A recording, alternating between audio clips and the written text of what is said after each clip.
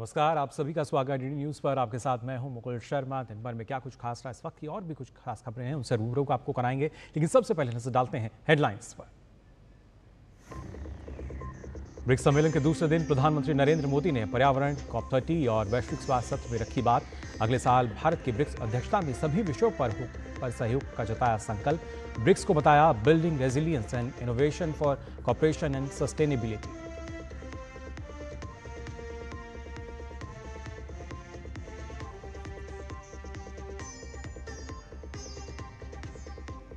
BRICS सम्मेलन से तहत प्रधानमंत्री की उरुग्वे के राष्ट्रपति से द्विपक्षीय मुलाकात, साझा हितों और ग्लोबल साउथ के मुद्दों पर जोर। बोलीविया के राष्ट्रपति के साथ द्विपक्षीय बैठक में व्यापार, डिजिटल तकनीक जैसे मुद्दों पर हुई चर्चा।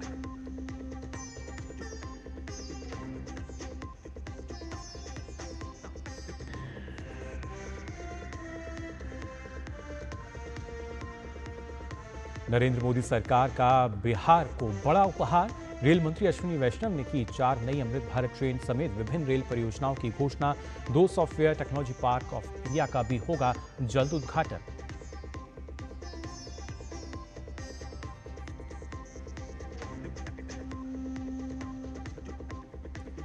ईरान के राष्ट्रपति मसूद पेजेश्कियन ने अमेरिका के साथ फिर से परमाणु वार्ता शुरू करने पर नहीं जताई कोई समस्या। कहा विश्वास बहाली के बाद दोनों देशों के बीच हो सकती है परमाणु वार्ता।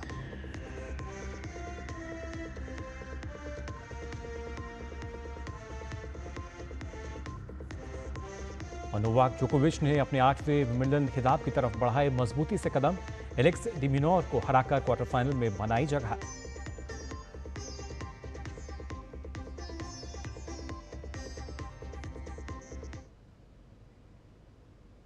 और आइए अब खबरें देखते हैं विस्तार से।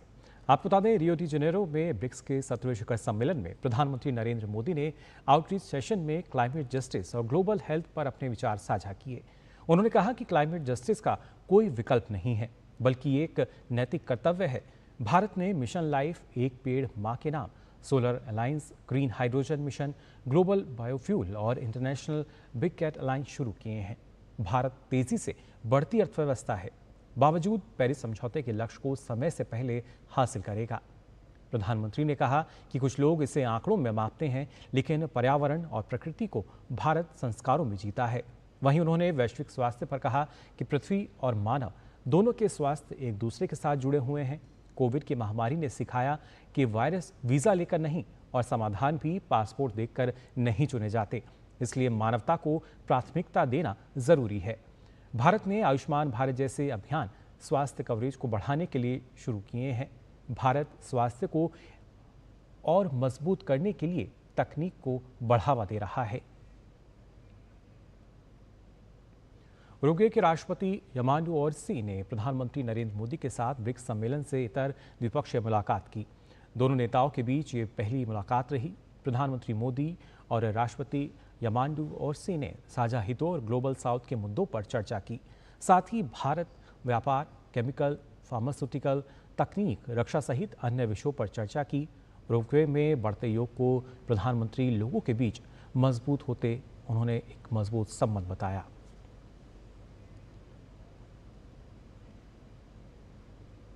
वहीं बोलीविया के राष्ट्रपति लुइस आर्से के साथ प्रधानमंत्री नरेंद्र मोदी ने मुलाकात की। दोनों नेताओं की यह मुलाकात ब्रिक्स शिखर सम्मेलन से इतर हुई।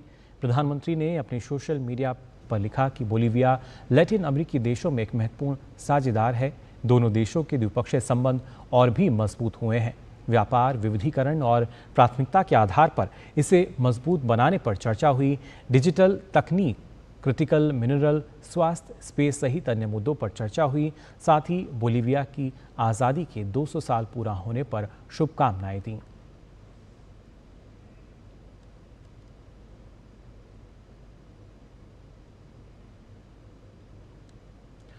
और खासतौर से बात अगर हिंदी की करें, दरअसल हिंदी एक वैश्विक भाषा बनकर उभरी है। पूरी दुनिया में हिंदी भाषा के प्रति रुझान काफ़ी बढ़ रहा है।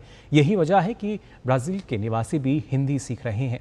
ब्राज़ील के लोगों का हिंदी सीखने के पीछे एक उद्देश्य ये भी है कि वे भारत की समृद्ध संस्कृति को गहराई से जान पाएं। देखिए ब्राज़ील की राजधानी ब्राज़ीलिया से हमारे संवाददाता नीरज सिंह की खास रिपोर्ट। आज हिंदी ग्लोबल भाषा बनती हुई जा रही है। और आप देखें दुनिया के अलग अलग मुल्कों में जो लोग हैं वो हिंदी को सुनना, हिंदी को पढ़ना पसंद करते हैं। ऐसे ही हम ब्राज़ीलिया में एक क्लास में आए हैं जहाँ पर हिंदी में पढ़ाई की जा रही है। जो हिंदी है वो अब ब्राज़ील के लोगों के जहन में, ब्राज़ील के लोगों के मन में धीरे धीरे उतर रही है। आप देख सकते हैं कि किस तरीके से, कितनी अच्छी हैंड राइटिंग में जो हिंदी है। इसके साथ साथ ही आप देखें कि हिंदी किस तरीके से प्राथमिक स्तर पर जो लोग हैं वो यहाँ पर सीख रहे हैं, ताकि भारतीय संस्कृति, भारतीय कल्चर है उसको पहचान सकें। तो आप समझ सकते हैं कि कितनी हिंदी धीरे धीरे यहाँ पर फेमस हो रही है। इसके साथ साथ ही हम आपको एक ऐसे शख्स से मिलवाने जा रहे हैं जो हिंदी में ना केवल लिखता है, ना केवल पढ़ती हैं, बल्कि एक खूबसूरत जो गाना है वो भी हिंदी में गा के आपको सुनाएंगी। तो हम आपको सीधे रूबरू करवाते हैं और हिंदी में एक खूबसूरत सा गाना आपको सुनवाते हैं। चोरी चोरी हम गोरी से प्यार करेंगे, चुपके दिल की बातें यार करेंगे, आने वाली कब आएगी कोई दे बता, तुम रहे हैं जाने कब से हम उसका पता, आजा जा जा जा जा जा जा। तो ये आपने देखा कितना खूबसूरत तरीके से हिंदी गाना सुनाया। और यही खूबसूरती है हिंदी की कि दुनिया के अलग अलग मुल्कों में जो लोग हैं वो हिंदी सीख रहे हैं और एक तरीके से हिंदी को काफ़ी समृद्ध कर रहे हैं। और ये लोग भी भारतीय भाषा, भारतीय संस्कृति, भारतीय कल्चर उसको जानना चाहते हैं। कैमरामैन लोकनाथ के साथ Neeraj Singh, DD news, Brasilia. तो हिंदी भाषा भी अब लगातार ग्लोबल हो रही है, लोग उसको जान रहे हैं, समझ रहे हैं और बोल भी रहे हैं। आइए आगे बढ़ते हैं। आपको बता दें, केंद्रीय वित्त मंत्री निर्मला सीतारमण ने रियो डी जेनेरियो में ब्रिक्स वित्त मंत्रियों और केंद्रीय बैंक गवर्नर्स की बैठक में भाग लिया। उन्होंने भारत की मजबूत घरेलू मांग, विवेकपूर्ण आर्थिक प्रबंधन और लक्षित नीतिगत उपायों के चलते दिखाई गई आर्थिक लचीलापन को रेखांकित किया। उन्होंने कहा कि भारत ने व्यापार और वित्तीय प्रतिबंधों के जवाब में संरचनात्मक सुधार पर जोर दिया है, जिससे बाजारों में विविधता, बुनियादी ढांचा विकास और प्रतिस्पर्धा बढ़ी है। सीतारमण ने ब्रिक्स को समावेशी बहुपक्षवाद का महत्वपूर्ण मंच बताया और ग्लोबल साउथ की आवाज़ को मजबूत करने की जरूरत पर जोर दिया। उन्होंने कहा कि जलवायु और विकास लक्ष्यों में ग्लोबल साउथ सहयोग अहम है, लेकिन जलवायु कार्रवाई का मुख्य बोझ ग्लोबल साउथ पर नहीं डाला जाना चाहिए।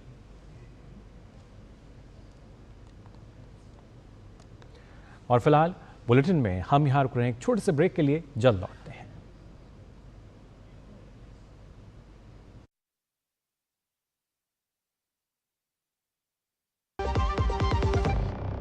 केंट गोल्ड से पानी होता है ज्यादा प्योर, बैक्टीरिया के अलावा हानिकारक सिस्ट भी निकलती है। बिना बिजली से चलने वाला वाटर प्योरीफायर जो पानी को शुद्ध करे और बीमारियों से बचाए। अब हर परिवार होगा स्वस्थ केंट से। कहाँ खोया रहता है भाई, हमेशा मोबाइल में घुसा रहता है। आपकी महबूबा देख रहा हूँ, ये सब क्या है भैया? हाँ क्या बाइक थी यार, पिंच एकदम। हाँ बाइकर बनने का सपना जो था, फिर ये डुगडुगी गई कहाँ? पापा के साथ साथ सारे सपने भी चले गए। अब तो बस अपने गैराज में बैठा लोगों की डुगडुगी ठीक करता रहता हूँ। और अपने बच्चों के सपनों के साथ ऐसा कुछ नहीं होने देना। वो कैसे? पहले से लाइफ इंश्योरेंस का टर्म प्लान ले रखा। बड़े भैया, सपनों को रखो सुरक्षित टर्म प्लान के साथ। सबसे पहले लाइफ इंश्योरेंस। जो लक्ष्य चुना था समझ आने लगा है। GLA यूनिवर्सिटी, उच्च लक्ष्य की निश्चित प्राप्ति। केंट गोल्ड से पानी होता है ज्यादा प्योर, बैक्टीरिया के अलावा हानिकारक सिस्ट भी निकलती है। बिना बिजली से चलने वाला वाटर प्योरीफायर जो पानी को शुद्ध करे और बीमारियों से बचाए। अब हर परिवार होगा स्वस्थ केंट से। ब्रेक के बाद आप सभी का एक बार फिर स्वागत डीडी न्यूज़ पर। आइए खबरों में आगे बढ़ते हैं। बिहार की राजधानी पटना में रेल मंत्री अश्विनी वैष्णव ने राज्य के लिए कई अहम घोषणाएं की। बिहार से देश के अलग अलग हिस्सों में यात्रा करने वाले यात्रियों की सुविधा के लिए 4 नई अमृत भारत ट्रेन चलाने और नई रेल परियोजनाओं की घोषणा की गई। केंद्रीय मंत्री ने कहा कि पटना से दिल्ली के बीच रोजाना अमृत भारत ट्रेन चलाई जाएगी, जबकि दरभंगा से लखनऊ के गोमती नगर के लिए साप्ताहिक अमृत भारत ट्रेन का परिचालन किया जाएगा। वहीं मालदा से लखनऊ, गोमतीनगर के लिए साप्ताहिक अमृत भारत ट्रेन और सहरसा से अमृतसर तक अमृत भारत ट्रेन चलाई जाएगी। साथ ही जोगबनी से दक्षिण भारत के ईरोड तक नई दैनिक ट्रेन की भी घोषणा की गई और सहरसा से अमृतसर के लिए नई अमृत भारत एक्सप्रेस चलाई जाएगी, इस बात की घोषणा हुई। इस दौरान केंद्रीय मंत्री ने जानकारी दी कि कई महत्वपूर्ण रेलवे परियोजनाएं शीघ्र स्वीकृति की प्रक्रिया में हैं, जिनमें भागलपुर जमालपुर तीसरी लाइन, बख्तियारपुर राजगीर तेलैया दोहरीकरण, रामपुर हाट भागलपुर दोहरीकरण शामिल है। उन्होंने कहा कि बिहार में जल्द ही 2 software technology park of India का उद्घाटन भी किया जाएगा। इनमें 53 करोड़ की लागत से पाटलिपुत्र में तथा 10 करोड़ की लागत से दरभंगा में निर्मित STPI शामिल हैं।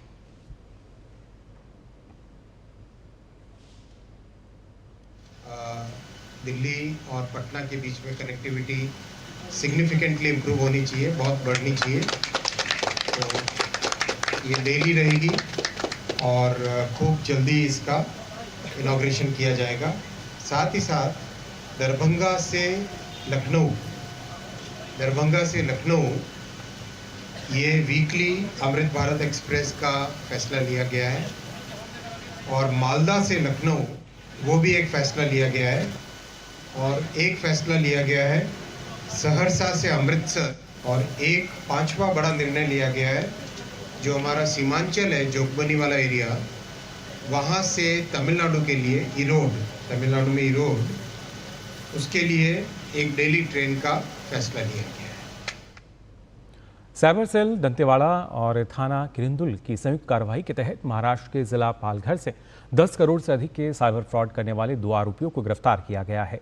मामले में पहले भी गुजरात से 3 आरोपियों की गिरफ्तारी की जा चुकी है। ये कार्रवाई साइबर फ्रॉड के एक मामले में की गई है। आरोपियों ने शेल कंपनी बनाकर कंपनी के नाम पर कई बैंक खाते खोलकर साइबर फ्रॉड की बड़ी राशि का लेन देन किया। आरोपियों के पास से मोबाइल, पैन कार्ड, आधार कार्ड, वोटर ID जैसी जो चीज़ें हैं बरामद हुई हैं। दंतेवाड़ा पुलिस द्वारा लगातार नगरवासी और ग्रामीणों से जनसंपर्क कर मोबाइल साइबर क्राइम संबंधी बैंकिंग फ्रॉड, साइबर ठगी, पार्ट टाइम जॉब, धोखाधड़ी, मोबाइल OTP लिंक शेयर न करने आदि को लेकर साइबर क्राइम से बचने की जानकारी दी जा रही है। साथ ही किसी प्रकार की धोखाधड़ी होने पर तत्काल साइबर हेल्पलाइन नंबर 1930 पर कॉल दर्ज कराने और पुलिस को सूचित करने की हिदायत भी दी गई है। आपको बता दें, उत्तर प्रदेश में योगी सरकार सावन माह में कांवड़ यात्रियों की सुविधा को लेकर तैयारियों में जुटी हुई है। इसी कड़ी में प्रदेश के मुख्यमंत्री योगी आदित्यनाथ ने बिजनौर में कांवड़ यात्रा के मार्गों का हवाई सर्वेक्षण किया।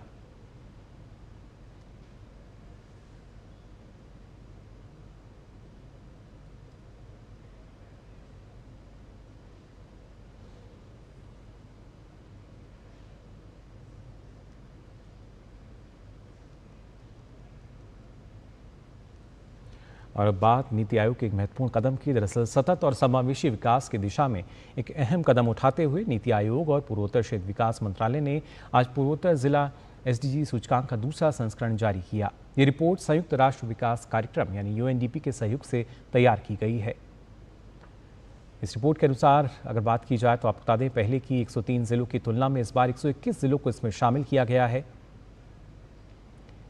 जिनमें से 85% जिलों ने अपना प्रदर्शन बेहतर किया है और फ्रंट रनर जिलों की संख्या भी 62% से बढ़कर अब 85% हो गई है। खासतौर से इसमें अगर बात की जाए, मिजोरम, सिक्किम और त्रिपुरा के सभी जिले फ्रंट रनर श्रेणी में आए हैं। वहीं मिजोरम का हनाहा थियाल जिला पूरे क्षेत्र में शीर्ष पर रहा। सिक्किम और त्रिपुरा ने संतुलित और स्थायी प्रदर्शन दिखाया। जबकि अगर बात की जाए नागालैंड की, तो नागालैंड के 3 जिले शीर्ष 10 में शामिल हुए हैं। यह सूचकांक पूर्वोत्तर में सतत विकास लक्ष्यों की दिशा में तेजी से हो रही प्रगति को दर्शाता है। आपको बता दें, रिपोर्ट पूर्वोत्तर के सामाजिक, आर्थिक और पर्यावरणीय विकास की दिशा में हो रहे बदलावों पर नजर रखने और भविष्य की नीतियां तय करने में अहम भूमिका निभाएगी।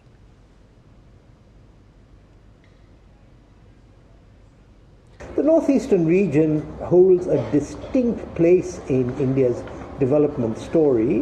As CEO has noted, this second edition shows that 85% of these districts fall within the front runner category, a notable improvement from the 62% in the first edition. The performance at the district level may obscure the possibility of bigger wins. So I think operating at all levels is really where the states themselves, Ministry Donor and Niti Aayog. रक्षा मंत्री राजनाथ सिंह ने दिल्ली में रक्षा लेखा विभाग के नियंत्रक सम्मेलन को संबोधित किया। उन्होंने सशस्त्र बलों की परिचालन तत्परता और वित्तीय दक्षता को दुरुस्त करने में विभाग की महत्वपूर्ण भूमिका पर जोर दिया। ऑपरेशन सिंदूर के दौरान घरेलू उपकरणों के प्रदर्शन ने हमारे स्वदेशी उत्पादों की वैश्विक मांग को और बढ़ा दिया है, ये कहा केंद्रीय रक्षा मंत्री ने। साथ ही निजी क्षेत्र की बढ़ती भागीदारी के साथ हमारी जिम्मेदारी अब नियंत्रक की नहीं बल्कि सुविधाकर्ता की है। साथ ही राजनाथ सिंह ने कहा, शांति का समय भ्रम के अलावा कुछ नहीं है। सापेक्षिक शांति के समय भी हमें अनिश्चितता के लिए तैयार रहना चाहिए। उन्होंने कहा कि अचानक घटनाक्रमों के कारण हमें अपनी वित्तीय और परिचालन स्थिति में पूर्ण बदलाव करने पड़ सकते हैं। साथ ही रक्षा क्षेत्र में आत्मनिर्भरता पर जोर देते हुए रक्षा मंत्री ने रक्षा व्यय और गुणक प्रभाव वाले आर्थिक निवेश के रूप में कहा कि उसको परिभाषित किया जाना चाहिए। उन्होंने कहा कि हमारा प्रयास ये सुनिश्चित करना है कि निर्णय तेजी से लिए जाएं ताकि हम यहीं भारत में बड़े इंजनों का निर्माण शुरू कर सकें। साथ ही उन्होंने कहा कि प्रधानमंत्री के रक्षा में आत्मनिर्भरता पर ध्यान केंद्रित करने के साथ भारत के उद्योगों को वैश्विक मांग में बदलाव के लिए तैयार रहना चाहिए।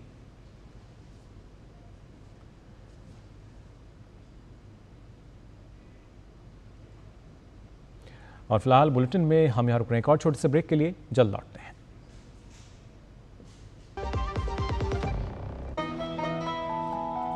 वाह यार, क्या सही हो आप। मेरा भी मन करता है कुछ करने का। मन करता है तो करो। घर की चीजों से टाइम ही नहीं मिलता और हूँ सिर्फ 10वीं पास। आप LIC की बीमा सखी योजना के साथ जुड़ सकती हो। मैं LIC एजेंट बन सकती हूँ। पूरी ट्रेनिंग भी मिलेगी, मंथली स्टाइपेंड भी मिलेगा। स्टाइपेंड भी? ऊपर से कमीशन अलग। LIC बीमा सखी योजना से जुड़ने के लिए अपनी नजदीकी LIC शाखा से संपर्क करें। LIC बीमा सखी योजना, अपनी शुरुआत अपने हिसाब से।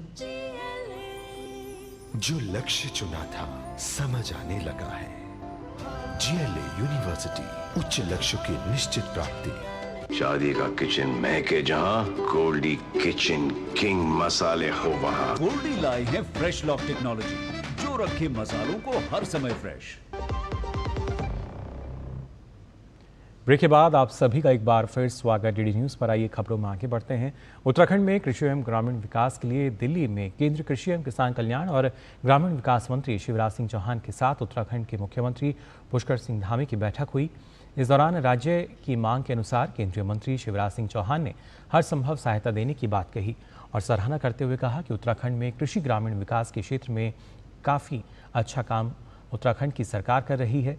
Centre of excellence for super foods, शहद, मशरूम व एक्सोटिक वेजिटेबल्स की स्थापना के लिए स्वीकृति के साथ ही मिलेट्स की फसलों के लिए मदद के साथ ही शिवराज सिंह चौहान ने कहा कि उत्तराखंड के विकास के लिए सभी संभव सहायता की जाएगी। वहीं उन्होंने कहा कि भारत कोई भी फैसला किसानों के हित के अनुसार भी करेगा। भारत अपने फैसले खुद लेता है। कृषि के क्षेत्र में उत्तराखंड ने जरूर अपेक्षाएं व्यक्त की है। अलग अलग जितनी भी चीज़ें उन्होंने कही है, पूरी सूची है मेरे पास। तो ग्रामीण विकास मंत्रालय की ओर से भी और कृषि मंत्रालय की ओर से भी उनको पूरी सहायता की जाएगी। बहुत उपयोगी बैठक रही है उत्तराखंड के साथ और उत्तराखंड की सरकार ठीक दिशा में काम कर रही है। और अंत में केवल एक बात, किसी भी देश के साथ कोई भी समझौता भारत किसानों के हितों को ध्यान में रखकर ही करेगा। भारत अपने फैसले खुद लेता है और कृषि भारतीय अर्थव्यवस्था की रीढ़ है और किसान उसकी आत्मा। इसलिए किसान के हितों से कोई समझौता किसी भी हालत में नहीं होगा। भारतीय विदेश मंत्रालय की प्रतिष्ठित ITEC यानी Indian technical and economic corporation योजना के तहत IIP दिल्ली में 9वें अंतर्राष्ट्रीय रेजिडेंशियल ट्रेनिंग प्रोग्राम का उद्घाटन हुआ। ये 2 हफ्ते का कार्यक्रम पैकेजिंग 5S यानी स्मार्ट, सुरक्षित, टिकाऊ, सिक्योर और मानकीकृत पैकेजिंग विषय पर आधारित है। इस कार्यक्रम में 12 अलग अलग देश Uzbekistan, Ethiopia, Ghana, Zambia, Maldives, Zimbabwe, Sri Lanka, Vietnam, Thailand, Uganda, Mauritius और दक्षिण अफ्रीका से प्रतिभागी शामिल हो रहे हैं। बात म्यांमार की, जहां पर चीन नेशनल डिफेंस फोर्स और स्थानीय समूहों के बीच झड़पों के बाद 2 जुलाई से शुरू हुए पलायन में करीब 4000 शरणार्थी मिजोरम के चम्फाई जिले पहुंचे हैं। अब तक 3618 लोग जोखावथर में दाखिल हो चुके हैं। अधिकतर शरणार्थी ख्वामावी और रिहकवदर गांव से आए हैं और अस्थायी आश्रय में हैं। हालांकि सीमा आधिकारिक रूप से बंद है। सुरक्षा कारणों से कुछ को पार करने की अनुमति मिली है। वापसी की कोशिश कर रहे लोगों ने हालात को बेहद खतरनाक बताया है। वफाई मार्ग, CNDF कैंप और रिहाली कैंप के पास जारी झड़पों से बड़ी संख्या में लोग भारत भागने पर मजबूर हैं। रविवार को तियाऊ नदी पार करते वक्त गोलीबारी में म्यांमार के 3 लोग डूब गए। YMA स्वयंसेवक राहत और बचाव कार्य में लगे हैं।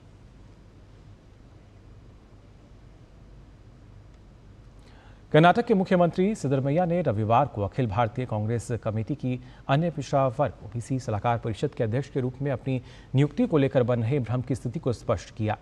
सिद्धरमैया ने बताया कि उन्हें अभी तक अपनी नियुक्ति के बारे में आधिकारिक पुष्टि नहीं मिली है।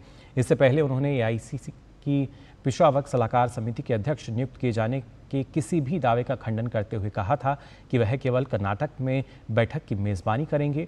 हालांकि कांग्रेस नेता ने कहा कि अगर पार्टी आलाकमान द्वारा उन्हें आदेश दिया जाता है तो वह इस जिम्मेदारी को आसानी से स्वीकार करेंगे। उन्होंने X पर एक पोस्ट में कहा कि मुझे AICC पिछड़ा वर्ग सलाहकार समिति का सदस्य नियुक्त किया गया है। मीडिया ने इसे गलत तरीके से पेश किया है और बताया है कि मुझे समिति का अध्यक्ष नियुक्त किया गया है। ये गलत सूचना है। सलाहकार समिति की बैठक 15 जुलाई को AICC पिछड़ा वर्ग विभाग के अध्यक्ष डॉक्टर अनिल जयहिंद की अध्यक्षता में बेंगलुरु में KPCC कार्यालय के भारत जोड़ो भवन में होगी।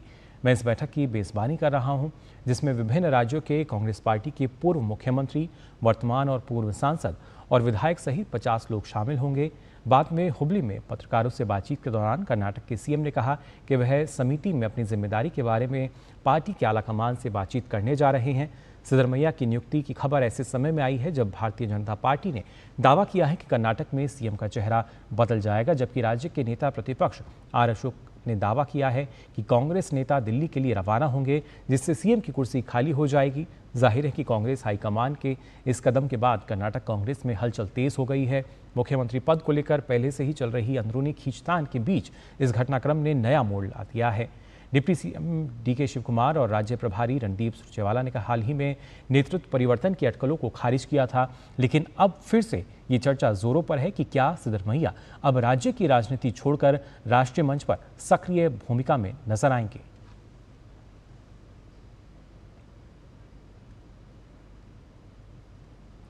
तो फिलहाल के लिए इस बुलेटिन में बस इतना ही, लेकिन देश और दुनिया की तमाम खबरों के लिए आप देखते रहिए DD न्यूज़। मुझे दीजिए अनुमति। नमस्कार।